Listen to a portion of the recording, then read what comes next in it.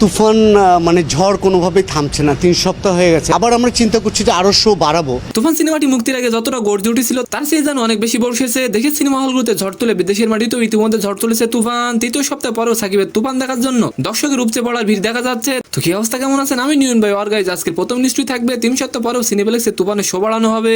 And second নিউজটি থাকবে কলকাতায় তুফান সিনেমার প্রমোশনের জন্য কলকাতা গেছেন সাকিব, এই বিষয়টি নিয়ে।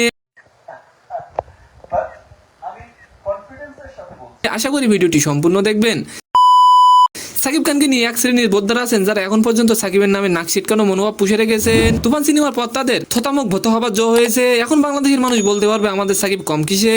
কথাগুলো বলছি তার কারণ বাংলা সিনেমায় আমার জানা মতে বর্তমান সময়ে মুক্তি 3 সপ্তাহ পরে যে শো বাড়ানো যায় সেটি দেখিয়ে দিল সাকিবের তুফান। স্টার সিনেপ্লেক্সের মেজবাউদ্দিন বলেন তুফান ঝড় থামছেই না, 3 সপ্তাহ হয়ে গেছে, তারপরেও এখনো নাকি শো বাড়াতে হবে। 3 সপ্তাহ পরেও প্রতিটি শো নাকি অলমোস্ট হাউসফুল। আপনি কি তুফান সিনেমাটি দেখেছেন? অবশ্যই কমেন্ট করে যাবেন। আর এবার আলোচনা করবো কলকাতায় তুফান মুভি মুক্তি পাবে 5 জুলাই। আর তাই সিনেমাটির প্রমোশন করার জন্য বর্তমানে কলকাতা গেছেন সাকিব।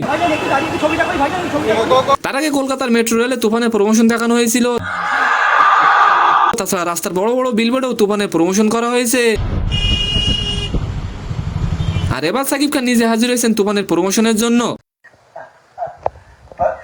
এয়ারপোর্ট থেকে সাকিব খান যখন বাইরে হয় তখন সাকিবের ফ্যানরা, নিউজ রিপোর্টার সবাই সাকিবকে শুভেচ্ছা জানালো।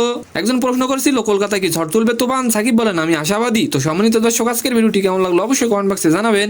আর ভিডিওটি যদি ভালো লাগে অবশ্যই একটি লাইক দিয়ে আমাদের চ্যানেলটিকে সাবস্ক্রাইব করে দিবেন। ধন্যবাদ।